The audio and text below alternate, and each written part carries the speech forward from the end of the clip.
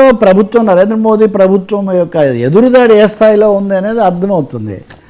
ఒకటేమో తమిళనాడు ఎన్నికల్లో 97 లక్షల ఓట్లు తొలగించారండి. సర్లో 97 లక్షలు అంటే ఆల్మోస్ట్ 1 కోటి ఓట్లు తొలగింపు.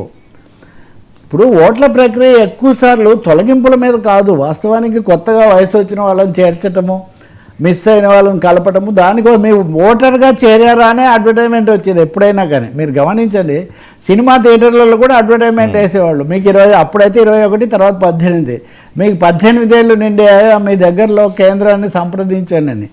ఒకటేరా వేరే ఉంటే వేరే ఉంటాయి. కానీ ఇక్కడ తొలగింపు, ఈ సర్ అనే ప్రక్రియ బెంగాల్లో 60 లక్షల ఓట్లు, తమిళనాడులో 97 లక్షల ఓట్లు. వీళ్ళల్లో మహిళలు చాలా ఎక్కువ. అందుకని ఇది అనుమానాస్పదంగా ఉంది. తప్పకుండా ఇవి 2 ప్రత్యర్థి రాష్ట్రాలు, వాళ్ళు గెలవలేని రాష్ట్రాల్లో ఓడించడం కోసం ఈ భారీ ఎత్తున ఓట్ల తొలగింపు తతంగం జరుపుతున్నారు. ఇది చాలా అన్యాయం అని సుప్రీంకోర్టు కూడా ఖచ్చితంగా ఒక మాట చెప్పింది. అంటే ఒకటి అనొచ్చు, మోదీ తొలగించారు కదా, ఎన్నికల సంఘమే కదా అని. కానీ ఎన్నికల సంఘాన్ని ప్రభావితం చేస్తున్నారన్నది పార్లమెంట్లో చేసిన ఆరోపణ, బయట కూడా చేస్తున్న ఆరోపణ. సుప్రీంకోర్టు కూడా చెప్పింది, మానవత్వంతో వ్యవహరించండి. అనేక రకాల వలస కార్మికులు, మహిళలు, పేదలు, మార్జినలైజ్డ్ సెక్షన్స్ దూరంగా ఉంటారు. వాళ్ళకు ఒక అవకాశం ఇవ్వండి. తొలగించేసిన తర్వాత అసలు తొలగించారని కూడా వాళ్ళకి తెలియదు. అంటే ఓట్ల తొలగింపు ఒక అస్త్రం. రాజకీయాలు సరే మనం మాట్లాడతాం, కానీ అందరికీ షాకింగ్ ఇన్సిడెంట్ ఒకటి జరిగింది. మన కేంద్ర సాహిత్య అకాడమీ, కేంద్ర సంగీత అకాడమీ, నాటక అకాడమీ, అలాగే నేషనల్ స్కూల్ ఆఫ్ డ్రామా అని ఇలా ఉన్నాయి అకాడమీలు. మొన్న కేంద్ర సాహిత్య అకాడమీ వాళ్ళు 18వ తారీఖు మధ్యాహ్నం 3 గంటలకు మేము మీడియాను కలుస్తాము, ఈ ఏడాది సాహిత్య అకాడమీ అవార్డులు ప్రకటిస్తామని ఒక ప్రెస్ నోట్ పంపించారు.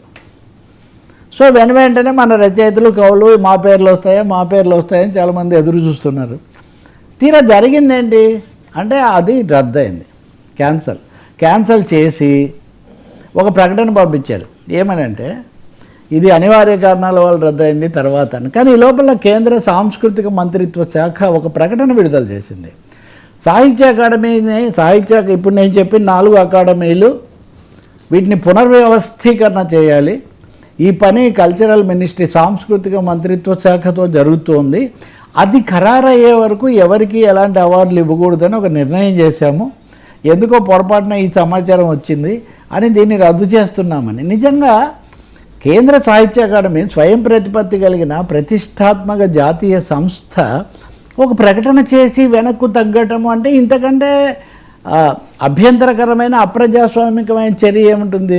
పోనీ వాళ్ళు అనుకున్న ప్రకారం మీడియాను కలిసి అది ఇంకా ఏదో ఖరారు కాలేదు తర్వాత అని వాళ్ళే చెప్పడం వేరు, మీరు పిలిచిన ప్రెస్ కాన్ఫరెన్స్కు రద్దు చేసుకోవటం అంటే ఒత్తిడి. ఓట్ల ద్వారా కానీ ఆఖరికి సాంస్కృతిక సాహిత్య రంగాల మీద, సినిమా రంగం మీద సరే చూసాం, రాజకీయాల మీద చూసాం.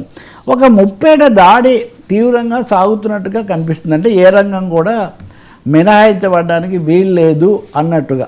నిజంగా ఇది చాలా ఆందోళనకరమైనది. చాలామంది దీనికి అభ్యంతరం పెడుతూ ఉన్నారు. ఇదే కదా సినిమాల్లో కూడా. ఇప్పుడు కేరళలో ఒక చలనచిత్రోత్సవం జరుగుతుంది. వాళ్ళు కొన్ని సినిమాలు సెలెక్ట్ చేశారు, 101 సినిమాలు.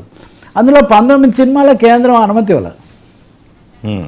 ఎందుకు అంటే ఇవ్వరు, అంతే సెన్సార్ బోర్డు. వీళ్ళు అభ్యంతరం పెట్టాక ఒక 5 సినిమాలకు ఇచ్చారు. ఇప్పటికీ 14 సినిమాలకు ఇవ్వాలి.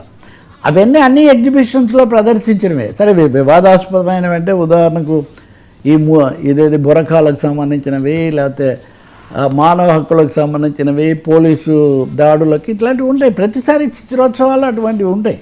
కంట్రోలింగ్ అంటే ఒక ఉక్కు పిడికిలు బిగిస్తున్న ఇది కనిపిస్తుంది.